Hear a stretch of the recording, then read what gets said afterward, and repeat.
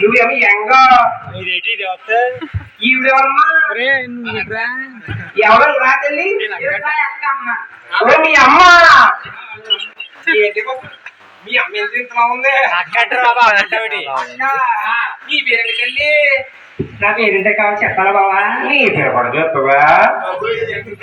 అసలు పేరు నా సంత పేరు